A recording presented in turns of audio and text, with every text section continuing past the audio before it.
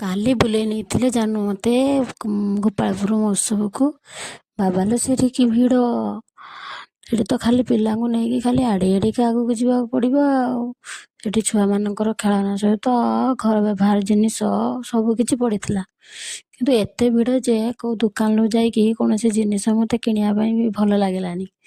କିନ୍ତୁ ସେଠି ଦେଖିଲି ଯେ ବହୁତ ପ୍ରକାର ଖେଳନା ପଡ଼ିଛି। ମୋତେ ସେ ଖେଳନାର ନାଁ ଗୁଡ଼ାକ ଆସେନି ବା, ସେ କେବଳ ଯାହା ରାମଦୋଳିକି ଚିହ୍ନିଛି, ଆଉ କୌଣସି ନା ବାବା ଚକିରି ଚକିରି, ତାପରେ ହେଉଛି ଡଙ୍ଗା ଡଙ୍ଗା, କିସ କେତେ ପ୍ରକାର ଖେଳନା ପଡ଼ିଛି। ଆଉ ତା ସହିତ 3ଟା ବିଲେଇ ମୁଣ୍ଡ ଅଛି। ସେ ଖେଳନାର ନାଁ ମୁଁ ତ ଜାଣିନି, କିନ୍ତୁ ଆମ ଝିଅ କହୁଥିଲା ଏଇଟା ଚଢ଼ିବା ପାଇଁ। ମୁଁ ମନା କଲି, ଏଇଟା କାହିଁକି ସେଠାରେ ଚଢ଼ିବୁ। ତାପରେ ଗଲି, ଦେଖିଲୁ ଆମେ ଶ୍ରୀକୃଷ୍ଣଙ୍କର ଏଠି ସବୁ ଲୀଳାର ଚିତ୍ରିତ ବର୍ଣ୍ଣତା ହେଇଛି।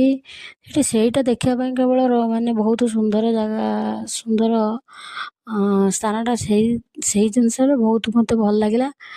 ଆଉ ଦେଖିକରି ଆମେ ପଳେଇ ଆସିଲୁ ପୁଣି କିଛି କ'ଣ ଖାଇବା ପାଇଁ। ଖାଇ ଖୁଆ ଦେଇ ସାରିକି, ଏଣୁ ଶୀତ ତ ଯେହେତୁ ପ୍ରବଳ, କେମିତି ଆସିକି ଘର ପହଞ୍ଚିବୁ।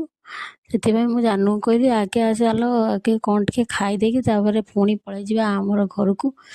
ଦେଖନ୍ତୁ କି ପ୍ରକାର ଚକଚକ କରୁଛି ସେଠି ଲାଇଟ୍। ସେଠି ତ ଦିନ ଭଳିଆ ମୋତେ ଦେଖାଯାଉଥିଲା। ରାତିଟା ଏତେ ଲାଇଟ୍ ପଡ଼ିଛି, ରାତି ତାର ସବୁ ଦିନ ଭଳିଆ ଦେଖାହେଉଛି। ବହୁତ ଅବଶ୍ୟ ସୁନ୍ଦର ଲାଗୁଥିଲା, କିନ୍ତୁ ବେଶୀ ସମୟ ରହିହେଲାନି। ରହୁଛି, ନମସ୍କାର, ଜୟ